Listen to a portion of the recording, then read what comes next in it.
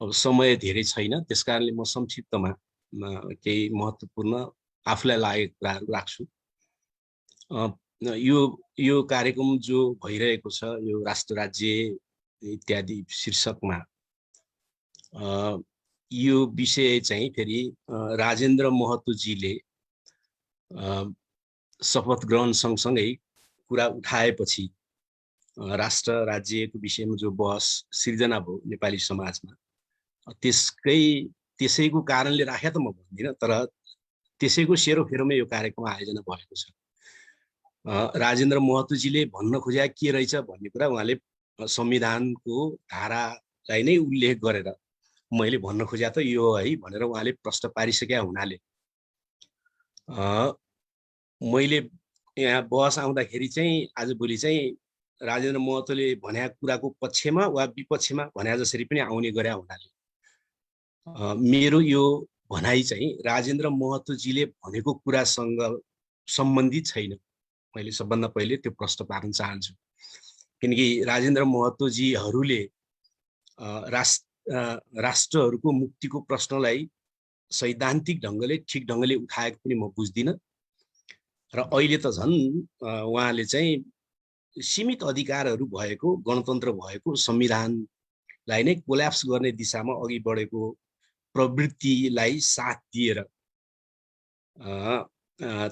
दिएर अनि फेरि नेपालमा उत्पीडित राष्ट्रियताहरूको कुरा गर्ने ठाउँमा जो उहाँ पुग्नु भएको छ, त्यो चाहिँ झन् अर्को भद्दा मजाक जस्तो मलाई लाग्छ हैन। त्यसकारणले पहिलो कुरा मैले स्पष्ट पार्नुपर्छ कि राजेन्द्र महतोजीको भनाइसँग वा त्यो प्रसङ्गसँग मेरो भनाइ चाहिँ कुनै सम्बन्धित हुने छैन।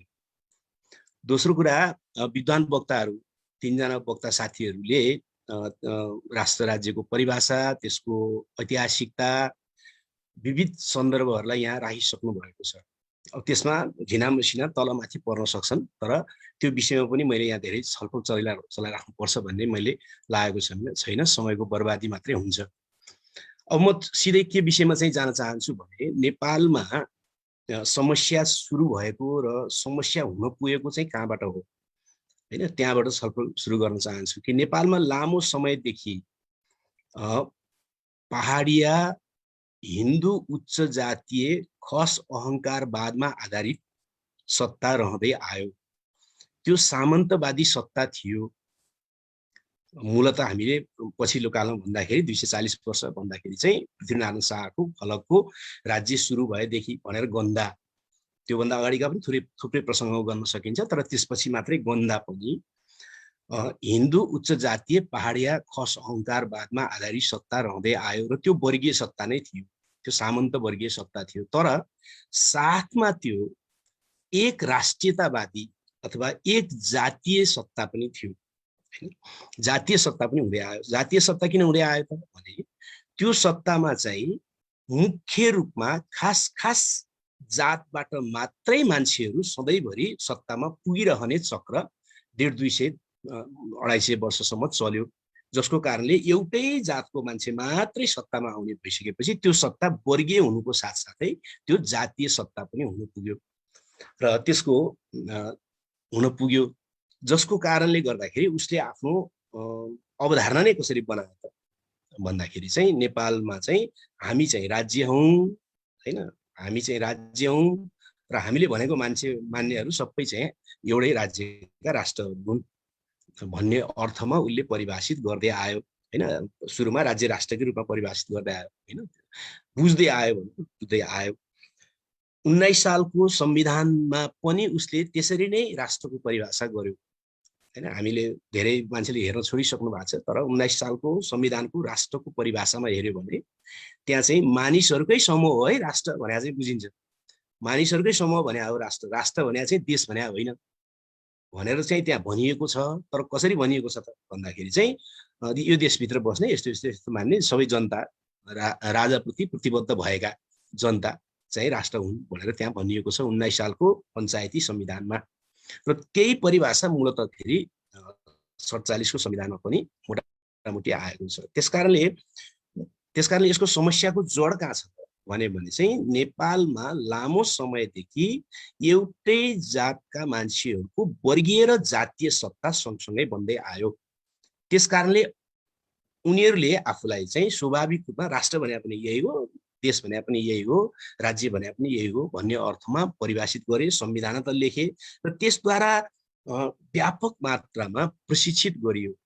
त्यो प्रशिक्षणले चाहिँ न्यायप्रेमीहरूलाई पनि काफी हदसम्म प्रभावित गर्यो र जबबाट नेपालमा चाहिँ उत्पीडितहरूको आन्दोलन अलिअलि 2008 सालबाट तराईमा अलिअलि हैन, त्यसपछि अनि पञ्चायत कालमा 40 को दशकपछि विभिन्न जनजाति लाङ्गाली सङ्घ हुँदै मङ्का खोला हुँदै इत्यादि जो अगाडि आउन थाल्यो, त्यो आउँदाखेरि पनि आन्दोलनले पनि राम्रोसँग यो राष्ट्र राज्य इत्यादिको परिभाषालाई आफ्ना दस्तावेजहरू मार्फत आफ्ना कार्यकर्ताहरू मार्फत व्यवस्थित प्रशिक्षणमा लान सकेको थिएन हैन। अब आफूमाथि भएको उत्पीडनको अन्त्य हुनुपर्छ, भाषिक अत्याचार बन्द हुनुपर्छ, हाम्रो भाषिक अधिकार हुनुपर्छ इत्यादि इत्यादि त थियो, तर चाहिँ यो राष्ट्र राज्य मुलुक देश इत्यादिको परिभाषा त्यसपछि नेपालको सन्दर्भमा कसरी त्यसलाई समाधान गर्ने भन्ने विषय इत्यादि सन्दर्भमा चाहिँ व्यापक मात्रामा परिभाषागत रूपमा पनि बहस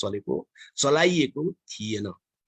पछिल्लो कालमा अब नेपालमा भन्दाखेरि चाहिँ तराई काङ्ग्रेस खुल्ने कुरा वा त्यसपछि आएर चाहिँ सद्भावना खुल्ने कुरा, त्यसपछि मधेसी जनाधिकार फोरम खुल्ने कुरा, पहाडमा आइसकेपछि लाङ्गाली सङ्घ वा मङ्का खोला खुल्ने कुरा हैन हुँदै अगाडि बढ्दा माओवादी आन्दोलनले फेरि जातीय प्रश्नहरूलाई राष्ट्रिय प्रश्नहरूलाई चाहिँ स्वायत्तताद्वारा हल गर्नुपर्छ भन्ने त्यसले एउटा लाइन त लिएर आयो 2051बाट 2051मा पारित भएको हो त्यो दस्तावेज। तर त्यसले पनि राष्ट्रियता नेपालभित्रको राज्यको स्वरूप इत्यादिको बारेमा चाहिँ व्यापक मात्रामा आम जनतालाई प्रशिक्षित गर्ने गरी आफ्नै कार्यकर्तालाई समेत प्रशिक्षित गर्ने गरी व्यापक मात्रामा सुस्पष्ट व्याख्या चाहिँ लिएर आउन सकेको थिएन। यो सबैको पृष्ठभूमिमा चाहिँ आज पनि बहसहरू यस प्रकारले बाँकी रहेका छन् र अस्ति नेकपा एमालेका केही साथीहरूले जो संयुक्त वक्तव्य दिए त्यो एक प्रकारको अघि डम्बरजीले आतंकित भएर भन्ने शब्द प्रयोग गर्नुभयो। मेरो विचारमा चाहिँ अब आतंक त पनि होला हैन, तर मूलतः उहाँहरूको बुझाइ नै त्यस्तो हुन पुगेको छ। किनकि कम्युनिस्ट आन्दोलन भित्रको पनि हैन, गैर कम्युनिस्टको मात्रै होइन, कम्युनिस्ट आन्दोलन भित्रको पनि नियत राम्रा भएका मान्छेहरूको समेत पनि बुझाइ चाहिँ गलत ढङ्गले बन्न पुगेको छ हैन, गलत ढङ्गले बन्न पुगेको छ, उनीहरूलाई एकदम आतंकित हुने स्थिति बन्न पुगेको छ हैन।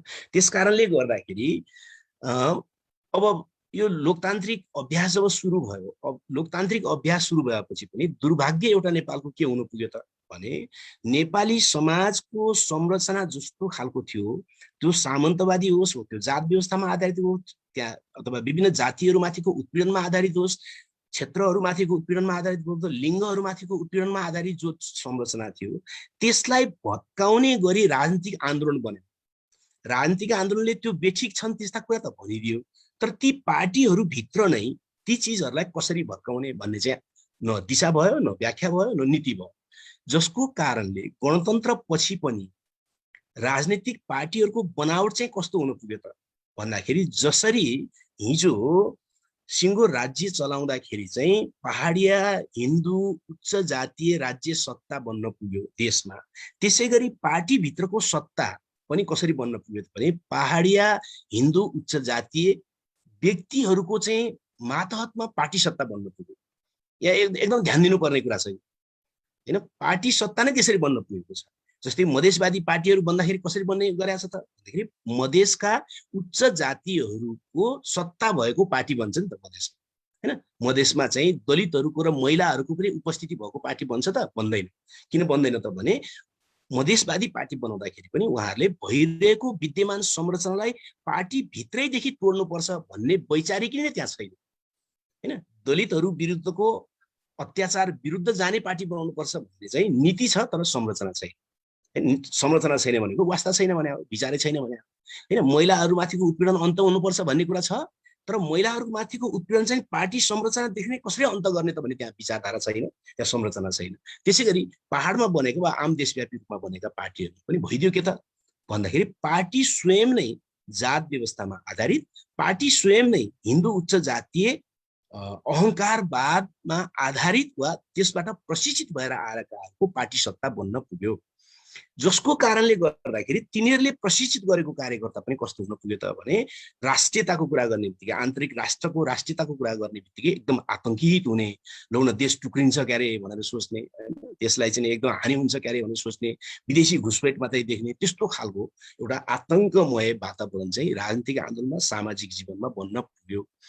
त्यसकारणले आजको आवश्यकता, पहिलो आवश्यकता यही हो कि राष्ट्र भनेको के, राज्य भनेको के, देश भनेको के भनेर ठिक ढङ्गले बुझाउनु नै पहिलो आवश्यकता देखिन्छ। किनकि सबभन्दा बढी गजाङ बजाङ त्यहीँनिर भयो होइन। हामीले यति भन्न सक्नु पर्यो कि राष्ट्र भनेको मानिसहरूको समूह भने हो है, राष्ट्र भनेको देश भनेको होइन, राष्ट्र भनेको राज्य भनेको होइन। राज्य भनेको चाहिँ एउटा देशभित्रको शासन गर्नका निम्ति बनाइएको राजनैतिक र प्रशासनिक संरचना हो। राजनीतिक, प्रशासनिक, सैन्य जे भने पनि संरचना हो राज्य भनेको हैन। राष्ट्र भनेको चाहिँ त्यहाँभित्र बस्ने मानिसहरूको समूह भनेको हो। यति फरक मात्रै बुझाउन सक्दाखेरि पनि यसबाट धेरै कुरा अगाडि बढ्न सक्दछ भन्ने मलाई लाग्दछ। त्यसकारणले यो कुरा अघि विद्वान साथीहरूले पनि जोड दिएर भन्नुभएको थियो, मैले थोरै मात्रै भने कि राज्य भनेको एउटा देशभित्र हैन राज्य सञ्चालन गर्नका निम्ति मेरो भाषामा भन्दाखेरि त आम मानिसहरूमाथि उत्पीडन लाद्नका निम्ति, शोषण र दमन गर्नका निम्ति बनाइने संरचना चाहिँ राज्य हो। तर राष्ट्र भनेको चाहिँ मानिसहरूको समूह हो। पछि एउटा राष्ट्र वा जाति हैन, नेपालमा जाति पनि भन्ने आयो, जसलाई अंग्रेजीमा नेसन भन्ने अर्थमा आयो हैन। नेसनलाई चाहिँ जाति अथवा राष्ट्र हैन। राष्ट्र बन्नका निम्ति क्लासिकली पाँचवटा कुरा चाहिन्छ भनियो हैन। एउटा भूमि थलो, परम्परागत भूमि थलो, अर्को चाहिँ भाषा, उसको छुट्टै भाषा, त्यसपछि उसको संस्कृति, त्यसपछि उसको मनोविज्ञान हैन, त्यसपछि उसको चाहिँ आर्थिक जीवन, मौलिक आर्थिक जीवन, यी पाँचवटा कुरा चाहिन्छ भनेर क्लासिकली सुरुमा भनियो। 20औं शताब्दीको सुरुमा त्यो कुरा भनियो। त्यसमा अनेक विशेषताहरू पछि थपिँदै गए, जोडिँदै गए। कयौं राष्ट्रको त्यो कुरा अलिकति कम पुगेको, कसैको कम अलिक बढी भएको, त्यो पनि हुन सक्ने भयो। त्यो त आफ्नो देशको सापेक्षतामा निर्णय गर्ने कुरा हो। तर आधारभूत रूपमा 5 विशेषता भनेर भनियो। त्यसरी हेर्दा नेपालमा चाहिँ के छ त भन्यो भने नेपालमा मूलत चाहिँ 3 खालका समुदायहरू छन् हैन। एउटा चाहिँ राष्ट्रहरू छन्, अर्को राष्ट्र बन्नै नसकेका राष्ट्रियताहरू वा इथनिक ग्रुपहरू पनि भन्छन् साथीहरूले हैन। राष्ट्रियताहरू, नेसनालिटिजहरू, एक थरी नेसनहरू छन्, अर्को थरी नेसनालिटिजहरू अथवा इथनिक ग्रुपहरू छन्। राष्ट्र बनि नसकेका हैन, कसैको भाषिक रूपमा नबनिसकेका होला, कसैको टेरिटोरी चाहिँ कमजोर भइसकेका होला, टेरिटोरी एकदम सानो होला, इत्यादि इत्यादि। एक थरी राष्ट्रियताहरू छन्, राष्ट्रहरू छन्, अर्को त्यही राष्ट्रियताकै लहरमा एक थरी राष्ट्रियताहरू अथवा इथनिक ग्रुपहरू छन्। जस्तो के भनेको हुन् त भने चाहिँ नेपालका जस्तो गुरुङ भन्नुस्, मगर भन्नुस् हैन, नेवार भन्नुस्, तामाङ भन्नुस्, त्यसपछि चाहिँ अब चाहिँ लिम्बू हैन, किराँत वा राई जे भने पनि यी जो नेपालको 1% भन्दा बढी जनसङ्ख्यामा देखिन्छ हैन, जसको मौलिक भाषा छ, संस्कृति छ, परम्परागत भूमि थलो छ, आफ्नो मनोविज्ञान पनि छ हैन। त्यसै गरी खस आरे भनेर जो अहिले परिभाषित भयो हैन, पहिला पर्वते पनि भनिन्थ्यो हैन, कति बेला पहिला खस पनि भनिन्थ्यो, जे होस् अहिले खस आरे भनेर जसलाई भनियो, त्यो पनि एउटा राष्ट्रको रूपमा देखा पर्छ।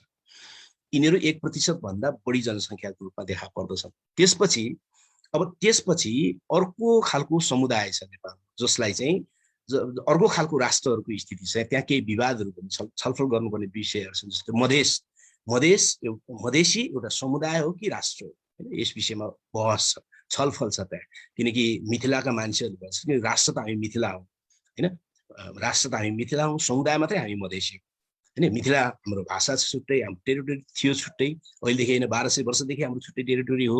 इन्डिया र नेपालमा विभाजन भए पनि हैन, हाम्रो संस्कृतिमा हाम्रो मौलिकपना छ भनेर उनीहरू भन्छन्। र मिथिला एउटा राष्ट्र हो भन्छ हैन। भोजपुराका मान्छेहरूले भोजपुरा हाम्रो राष्ट्र हो, हाम्रो भोजपुरी भाषा हो, हाम्रो टेरिटोरी फरक हो, हाम्रो चाहिँ संस्कृतिमा मौलिकता छ हैन। मधेसी त हामी समुदाय हो हैन, उनीहरूले त्यो भन्छन्। अबतिरको पनि त्यो एउटा कुरा छ। थारूहरूले हामी मधेसी होइनौँ, हामी थारू हौँ, हामी एउटा जातिको रूपमा छौँ, राष्ट्रको रूपमा छौँ भन्छन्। मुस्लिमहरू उनीहरू फेरि एउटा समुदायको रूपमा छन्।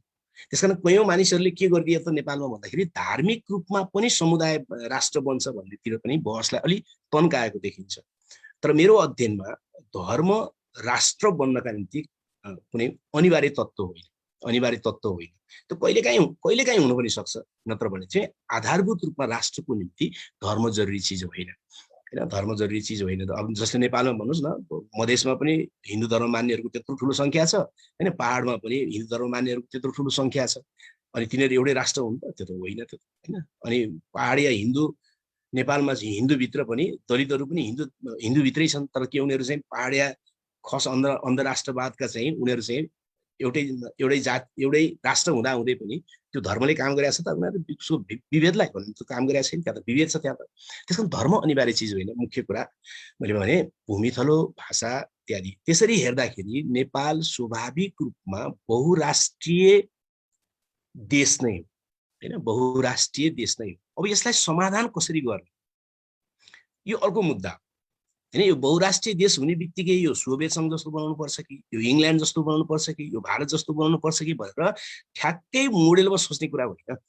पहिलो कुरा त बहुराष्ट्रिय देश हो यो देश, होइन। यहाँ बहुराष्ट्रियता छ, होइन। बहुराष्ट्रियता भएको हुनाले तिनीहरूले मान्यता पाउनुपर्छ भन्ने चाहिँ मुख्य कुरा, होइन। उनीहरूले मान्यता पाउनुपर्छ भनेको के हो भने उनीहरूका अधिकारहरू स्थापित हुनुपर्छ भन्ने सवाल, होइन। यहाँ नेपालको सन्दर्भमा सानो देश पनि छ, बहुराष्ट्रियता पनि छ। कोही राष्ट्रका रूपमा विकसित छन्, कोही राष्ट्र नबनिसकेका नेसनालिटिजहरू छन्, अथवा राष्ट्रियताहरू छन्, अथवा इथनिक जातीय समूहहरू छन् भन्नुहोस्, होइन। तर ती राष्ट्रका समस्याहरू हल हुँदाखेरि समाधान त्यो हल गरेर हल नहुने दुईटा आधारभूत समस्याहरू छन् नेपालमा, होइन। आधारभूत दुईटा समस्याहरू छन्। त्यो के समस्या छ भने समुदायको समस्या छ नेपालमा, होइन। त्यो समुदायको समस्या भनेको के छ भन्दाखेरि महिलाको समस्या छ, जो राष्ट्रहरूका समस्या समाधान भएर हल हुनेवाला छैन। अर्को दलित समस्या छ, जात व्यवस्थामा आधारित समस्या छ, जो राष्ट्रहरूको समस्या समाधान गरेर समाधान हुनेवाला छैन, होइन। त्यस्तै मुस्लिमहरूमाथिको उत्पीडनको समस्या छ, त्यो राष्ट्रहरूको समस्या समाधान गरेर हल हुनेवाला छैन, होइन। त्यहाँ समुदायको समस्या हल पर्नेवाला छ, होइन। त्यस कारण नेपालमा यसलाई गाँजेमाझी पारेर हल हुँदैन। त्यस कारण नेपालको सन्दर्भमा जात व्यवस्था सहितको देशमा, पितृसत्तात्मक उत्पीडन सहितको देशमा हामीले कसरी यसलाई हल गर्ने भन्ने त अर्को विषय छ, होइन। त्यसलाई अर्को ढङ्गले छलफल गर्नुपर्ने हुन्छ, थप छलफल आवश्यक छ, होइन। कतिपय साथीहरूले भन्नुभएको छ कि 14 प्रदेश हुँदाखेरि हल हुन्थ्यो कि 10-5-1 हुँदाखेरि हल हुन्थ्यो कि, होइन। त्यो पनि प्रयोगमा जाउँ भनेर त्यति बेला तयार पारिएको कुरा हो, होइन। 14 प्रदेशको कुरा गर्दाखेरि पनि त्यहाँभित्र स्वायत्त क्षेत्रहरू, विशेष क्षेत्रहरू र संरक्षित क्षेत्रहरू सहित हल गर्नुपर्छ भनेर प्रस्ताव गरिएको कुरा थियो त्यो, होइन। त्यो जानै पाएन, होइन। अर्कोतिर चाहिँ 10-5-1 10+1 भन्ने कुरो त त्यो 10 सम्म त एउटा कुरा छ, तर त्यो 1 भन्ने त त्यो कसैले चाहेको विषय नै छैन, होइन। दलितहरूको चाहिँ गैर भौगोलिक संहिता बनाउने भन्ने कुरा चाहिँ त्यो दलित आन्दोलन कुनै माग पनि होइन, केही पनि होइन, होइन। त्यतिकै राखेको कुरा हो, होइन। त्यस कारणले गर्दाखेरि मोडेलहरूको बारेमा हामीले अझ फेरि पुनर्विचार गर्नु छ, फेरि छलफल गर्नु छ। किन छलफल गर्नु छ भने पहिलादेखि चलाउँदै आएको आन्दोलन त अहिले त सिद्धियो नि, अब त तर्कहरू र बहसमा मात्रै बाँकी छ, होइन। विगतको आन्दोलन चलाउँदै आएका आन्तरिक राष्ट्रियताका पक्षधरहरूले चलाउँदै आएकाहरू पनि यही दलाल संसदीय पुँजीवाद ती व्यवस्थाभित्र समाहित भए, होइन। त्यसको मुख्य नेतृत्व हिस्सा समाहित भयो। जनजातिहरूको भन्नुहोस्, दलितको भन्नुहोस्, वा महिलाको भन्नुहोस्, वा त्यसको ठुलो हिस्सा त्यहाँ पतन भइसकेपछि यो व्यवस्था अन्तर्गत भित्रैबाट बहुराष्ट्रियताको वा दलितको वा महिलाको समस्या हल हुनेवाला त छैन, होइन। त्यस कारणले गर्दाखेरि विगतका सम्पूर्ण प्रयत्नहरू चाहिँ अब एक ठाउँमा गएर स्थिर भयो, अथवा त्यो अगाडि बढ्न नसक्ने भइसक्यो। त्यो संविधानसँग ठक्कर खाएर फर्किने भइहाल्यो त्यो, होइन। अब संविधान संशोधन गर्ने दुईटा ल्याउने भन्ने कुरा त्यो अर्कै विषय हो, होइन। त्यो सामान्य त हुने कुरा होइन त्यो। त्यस कारणले गर्दा अब समाधान कसरी गर्ने भन्ने विषयमा चाहिँ हामीले अझ नयाँ बहस जरुरी भएको छ, होइन। र चाहिँ अबको आन्तरिक राष्ट्रियताको आन्दोलन कसरी अगाडि बढाउने, महिलाहरूको पितृसत्ता विरोधी आन्दोलनलाई कसरी अगाडि बढाउने, होइन। जात व्यवस्थामा सबभन्दा पीडमा परेका मानिसहरूको जात व्यवस्था विरोधी आन्दोलनलाई कसरी अगाडि बढाउने र ती एक अर्कालाई कसरी जोड्ने भन्ने विषयमा चाहिँ नयाँ रणनीति, नयाँ योजना, नयाँ चाहिँ फेनोमेना सहितको नयाँ बहस जरुरी भएको छ र नयाँ दिशा तय गर्नुपर्ने भएको छ, होइन। तर के कुरामा चाहिँ हामीले व्यापक मात्रामा बहस गर्न सक्छौँ, गर्नुपर्ने आवश्यकता भएको छ भने समाधानको दिशाको बारेमा चाहिँ हामीले फेरि नयाँ स्तरबाट हैन नयाँ पुरानोलाई आफ्नो चाहिँ रिफरेन्स बनाएर सन्दर्भ सामग्री बनाएर फेरि नयाँ अब कसरी चाहिँ व्यवस्थित गर्न सकिन्छ त, कसरी समाधान गर्ने हो त नेपालमा आन्तरिक राष्ट्रियताको मुद्दा, त्यसपछि विभिन्न समुदायहरूको मुद्दा हैन, किनकि संहिताले मात्रै पनि हल हुनेवाला छैन। राष्ट्रियताको सम्बन्ध आन्तरिक राष्ट्रियताको सम्बोधनले मात्रै पनि सम्बोधन हुनेवाला छैन, किनकि महिलाको समस्या कसरी हल हुन्छ र हल हुँदैन, दलितको समस्या कसरी हल हुन्छ र हल हुँदैन हैन भनिसकेपछि त हामीले प्याकेजमा नै छलफल गर्नुपर्ने आवश्यकता छ, किनकि त्यो अबको नयाँ आन्दोलन भनेकै त्यही विषयमा हुनेवाला छ हैन।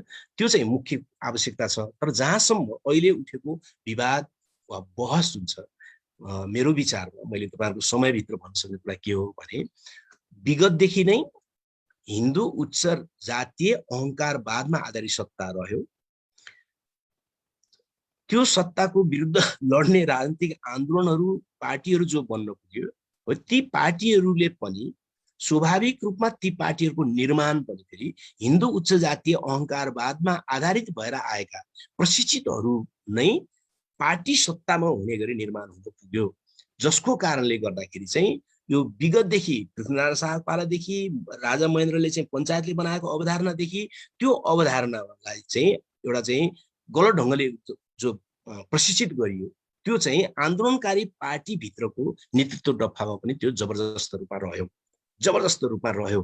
त्यो कसैको नियत होला, कसैको बुझाइको समस्या होला, तर त्यो रह्यो हैन। खुसीको कुरा मान्नुपर्छ कि अहिले बौद्धिकहरूको एउटा ठुलो जमात, आन्दोलनकारीहरूको एउटा तबका हैन ठिक विषयलाई लिएर अगाडि बढ्न प्रयत्न गरिरहेछ। त्यसलाई हामीले सघाउनुपर्छ, त्यसलाई हामीले अगाडि बढाउन प्रयत्न गर्नुपर्छ। तर मुख्य कुरा म फेरि सक्छु टाइमभित्र नै त्यो के त भने हामीले राज्य र राष्ट्र बीचको अन्तरलाई विनम्रतापूर्वक तर दृढतापूर्वक आम मासको बीचमा, आम जनताको बीचमा बुझ्ने गरी परिभाषित गर्नुपर्ने अवस्था आएको छ र त्यो गरिनुपर्दछ हैन। त्यो गरिनुपर्दछ। मैले अघि नै भने राज्य हुकुमको कुरा हो अथवा एक देशभित्र राज्य सञ्चालन गर्ने, राज्य बनाउने भनेको चाहिँ आम जनतालाई दमन गर्नका निम्ति भन्नुहोस् वा व्यवस्थापन गर्नका निम्ति भन्नुहोस् वा उत्पीडन गर्नका निम्ति भन्नुहोस्, जे भन्नुहोस्, त्यो गर्नका निम्ति बनाइएको संयन्त्रको कुरा हो, त्यो सेनाको कुरा हो, त्यो प्रशासनको कुरा हो, त्यो राजनीतिक पदहरूको कुरा हो हैन, त्यो अर्थतन्त्रका अङ्गहरूको कुरा हो, त्यो जेलको कुरा हो, त्यो राज्य भयो, मेसिनरी भयो, त्यो हैन यन्त्र भयो, त्यो एक प्रकारको। राष्ट्र भनेको चाहिँ मानिसहरूको समूहको कुरा हो हैन, मानिसहरूको समूहको कुरा हो।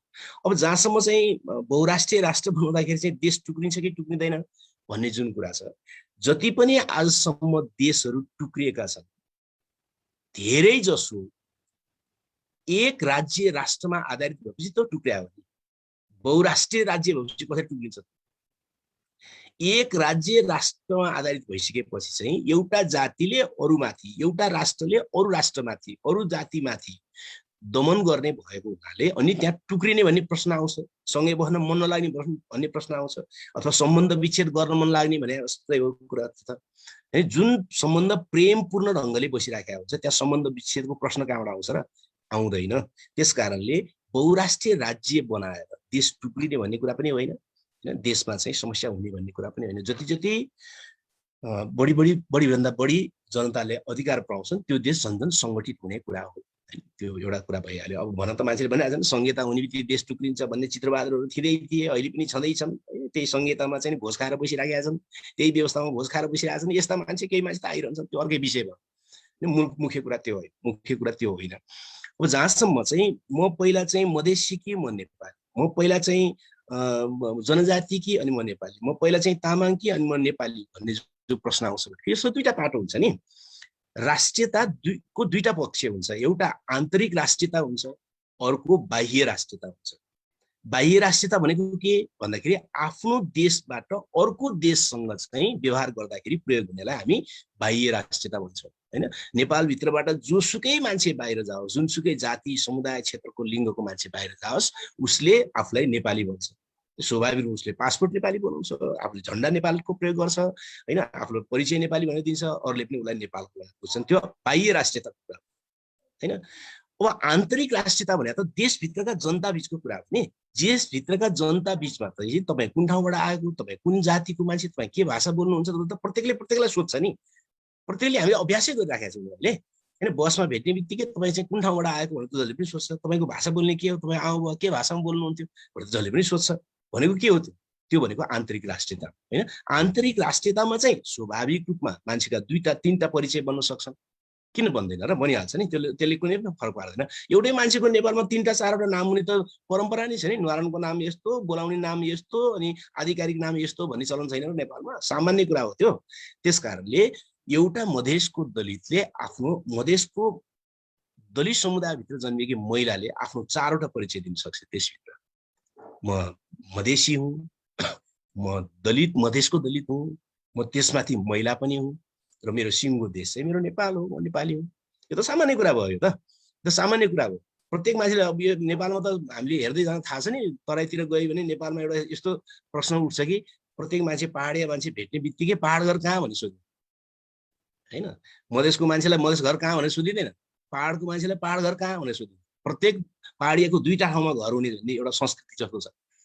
त्यो 2टा परिचय भएर के बिग्रिरहेछ? त्यसले केही पनि बिग्रिरहेछ। पहाडबाट आएर चाहिँ फलाना ठाउँबाट आएको रहेछ भन्ने अर्थ लाउँछ, त्यसले केही पनि फरक पार्दैन। त्यसकारणले मान्छेका परिचयहरू 1-2टा मात्रै होइन, 5वटा पनि हुन सक्छन् नि। त्यसले के फरक पार्छ र? त्यसले केही पनि फरक पार्दैन।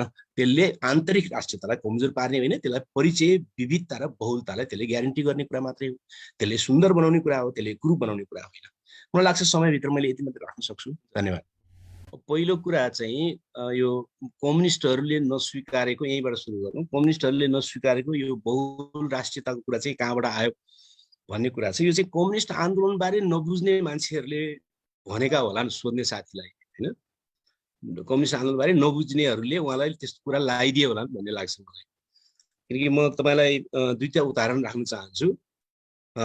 1845 मा एङ्गेल्सले चाहिँ, एङ्गेल्स भन्ने कम्युनिस्ट आन्दोलनका प्रवर्तक मध्ये छन्। एङ्गेल्सले पोल्यान्डमा गएर सार्वजनिक भाषण गरेका थिए कि पोलिस राष्ट्रको मुक्ति बिना जर्मनीको प्रगति सम्भव छैन भनेर उनले भाषण गरेका थिए। त्यो सिद्धान्तको स्तरमा महत्त्व थियो। त्यसै गरी आयरल्यान्डको मुक्ति बिना चाहिँ बेलायतका मजदुरहरूको मुक्ति सम्भव छैन भनेर कार्ल मार्क्स स्वयंले त्यो राष्ट्रियताको प्रश्न, आयरिस राष्ट्रियताको प्रश्न र मजदुर वर्गीय मुक्तिको प्रश्नलाई उहाँले सहज ढङ्गले बुझ्ने गरी त्यसलाई सैद्धान्तिकृत गरेका थिए। र अब अझ मूर्त प्रयोगको कुरा गर्ने हो भने सोभियत सङ्घको निर्माणलाई हेर्न सक्छौँ हैन। सोभियत सङ्घको निर्माण चाहिँ त्यो कुनै बलजफ्ती भएको थिएन। सोभियत सङ्घमा जति राष्ट्रहरूलाई त्यहाँ समावेश गरिएको थियो र देशको नाम पनि कुनै राष्ट्रको नाममा राखिएको थिएन। सोभियत सङ्घ भनेर राखिएको थियो हैन। त्यहाँ बस्न सक्छन्, मन लागेन भने छुटेर जान पाउँछन् भन्ने अधिकार सहित राखिएको थियो। पछि हुन त सोभियत रुस भनेर सोभियत सङ्घलाई मान्छेले भनिदिन थाले, रुस ठुलो भएको हुनाले, पछि रुसले हेपे पनि होला ठुलो भएको हुनाले, त्यसकारण पछि टुक्रिए पनि उनीहरू हैन। त्यो टुक्रिएको त उनीहरूको पहिलेदेखि नै सन्धिमै थियो, मन नलागेको दिन छुट्न पाउने भन्ने थियो। उनीहरू मन लागेन, उनीहरू छुटे, त्यो अर्को कुरा। त्यसकारण कम्युनिस्टहरूले राष्ट्रियताको विषय, आन्तरिक राष्ट्रियताको विषयलाई, जाति वा राष्ट्रियताको विषयलाई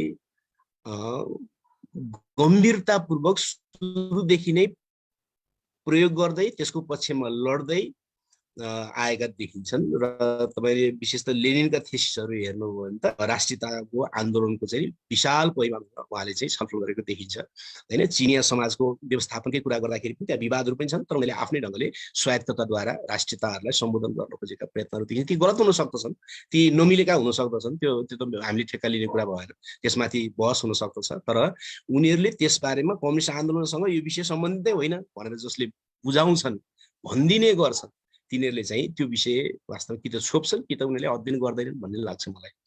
अब जहाँसम्म यो देश टुक्रिने भन्ने मामला छ, एउटा छ कि विभिन्न उत्पीडित राष्ट्रियताहरूलाई न्याय नभएपछि उनीहरूले आफ्नो अधिकार खोज्ने यात्रालाई एक्सट्रिममा जाँदाखेरि, अन्तिम बिन्दुसम्म जाँदाखेरि पनि एउटै देशभित्र समाधान नहुँदाखेरि देश कतिपय बेला टुक्रिन्छ हैन। हो, त्यो टुक्रिन्छ।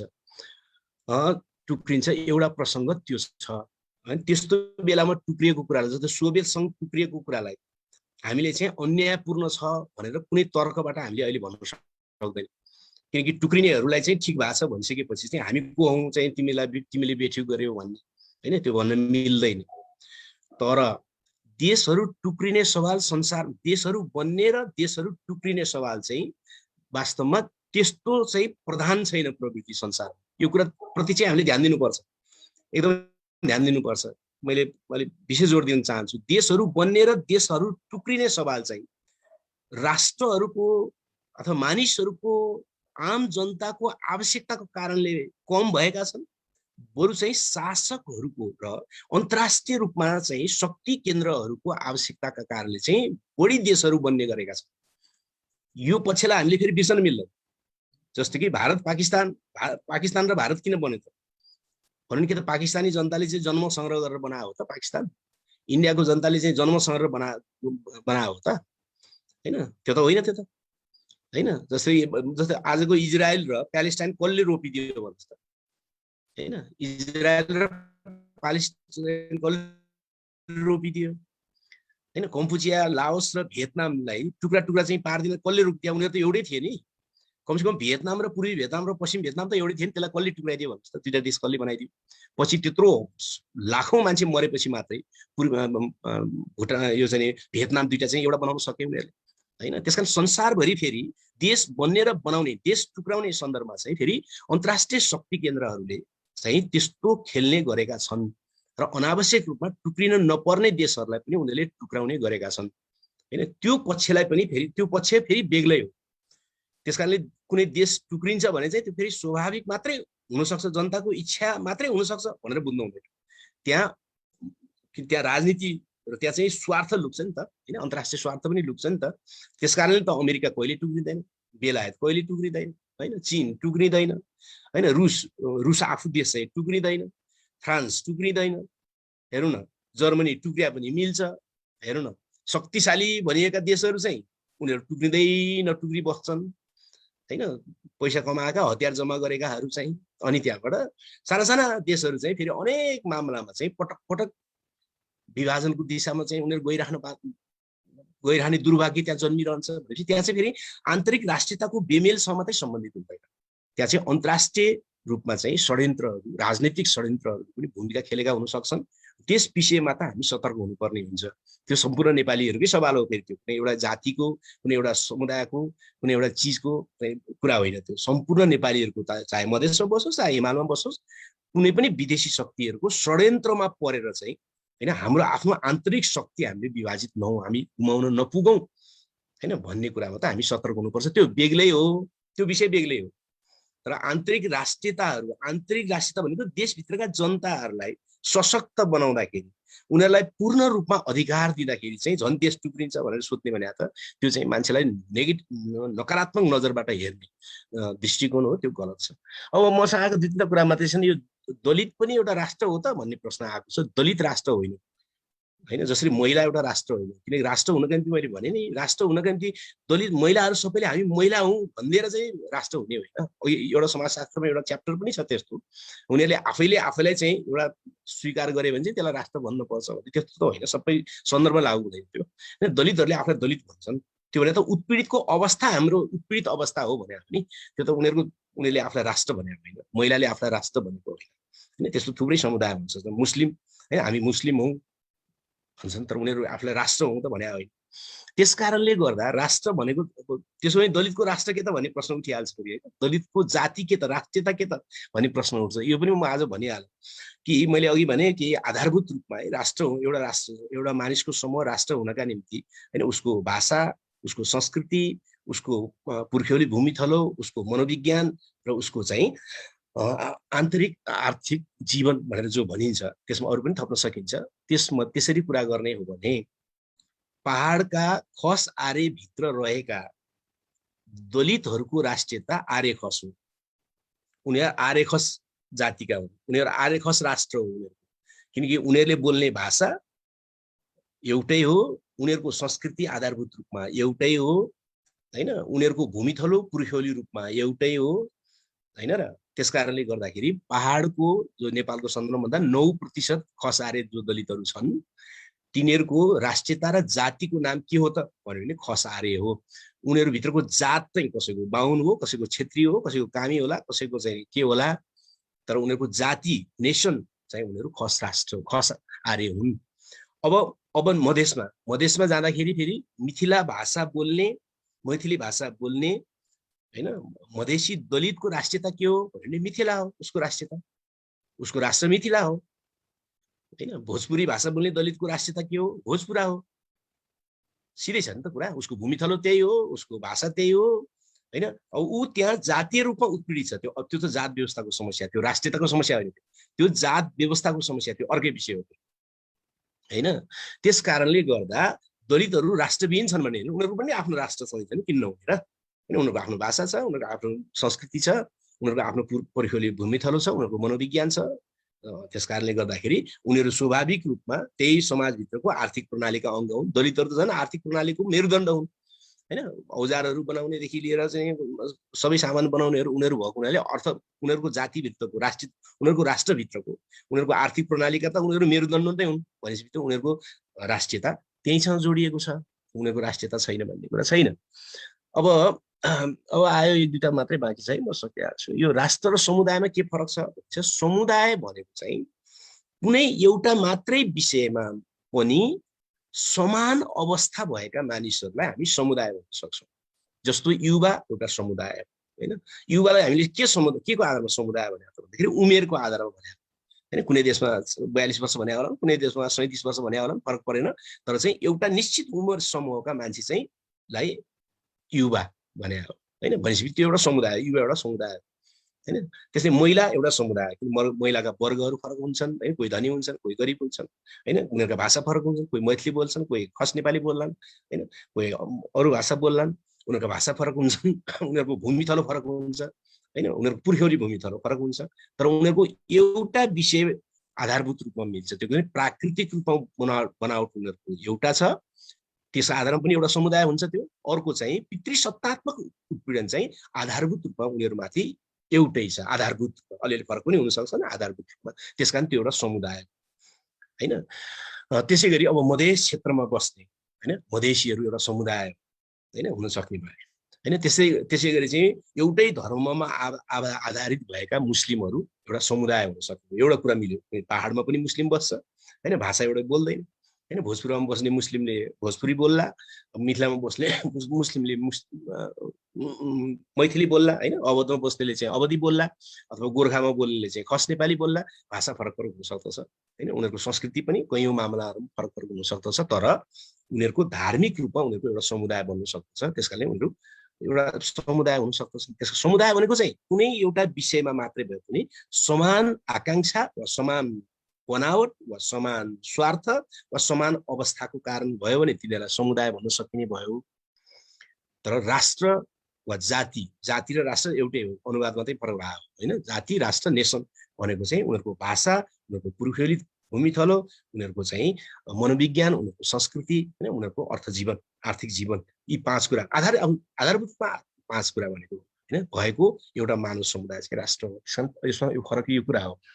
अब यो बहुराष्ट्रिय राज्यमा समानुपातिक प्रणाली कसरी लागू हुन्छ भने समानुपातिक प्रणाली भनेको त जसरी लागू गरे त्यसरी लागू हुने हो नि। त्यो त बनेकै छैन कसरी लागू हुने होइन। समानुपातिक प्रणाली भने चाहिँ कसरी लागू हुन्छ, जसरी लागू गर्न मिल्छ त्यसरी लागू गर्ने हो नि।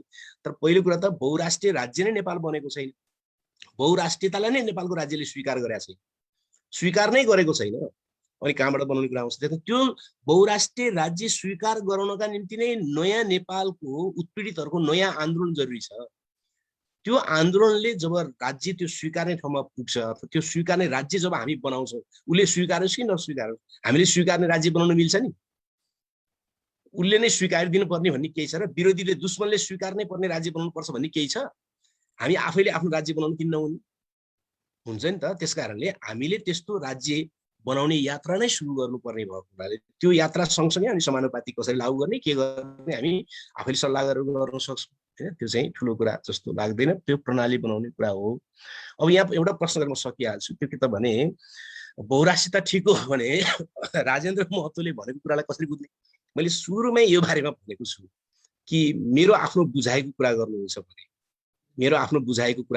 भने राजेन्द्र महतोजी वा त्यस प्रवृत्तिका नेताहरूसँग वास्तविक जनताका एजेन्डाहरूप्रति इमान्दारितापूर्वक नैतिक मूल्य सहित लडेर टुङ्गोमा पुर्याएको कहिले इतिहास छ? छैन। अनि मधेसमा विद्रोह भयो र मधेसमा चाहिँ नैतिकवान नेताहरू पनि थिए र कतिपय चाहिँ त्यो विद्रोहको चाहिँ सबभन्दा अगाडि बस्न पुगेका मान्छेहरू पनि थिए। मधेसका जनताले महानतम विद्रोह गरे, त्यो विद्रोह ऐतिहासिक थियो, त्यो जायज थियो, तर त्यसको नेतृत्वका सबै मानिसहरू त्यति नै नैतिकवान थिए भन्ने कुरा होइन। अहिले राजेन्द्र महतोजीको कुरालाई मैले यति मात्रै बुझ्छु कि त्यो कुनै राष्ट्रियताको लडाइँ छैन, त्यहाँ सत्ताको चालबाजीको कुरा छ, सत्तामा कतिजना मान्छे पुग्ने भन्ने कुरा छ। अहिले स्थापित भएका यही सीमित अधिकारहरू पनि खुसिन्छन् भने भाडमा जाउन् भन्ने कुरा छ त्यहाँ त, होइन? त्यस कारणले उहाँले भनि नै सक्नु भने मैले भनेको कुरा चाहिँ संविधानमा जे लेखा छ त्यही भने हो भनेर त वक्तव्य नै दिइसक्नु हो नि। त्यसको अर्थ त के हो त भने संविधानले चाहिँ बहुराष्ट्रियता स्वीकार गरेको छ त? छैन नि त। संविधानले बहुराष्ट्रियता स्वीकार नगरेको कुरा मैले भने त त्यही हो भनेर वक्तव्य हालिसकेपछि त उहाँको कुरा त यो बहसबाट अलग कुरा पनि, त्यो सत्ताको चालबाजी सामान्य खेलको कुरा भयो, होइन? त्यसकारणले त्योसँग उहाँको भनाइसँग बहुराष्ट्रियताको आन्दोलनको सम्बन्धमा यतिखेर देख्दिनँ। त्यो अर्कै विषय हो, होइन? अहिलेको विषय अर्कै विषय हो। धन्यवाद।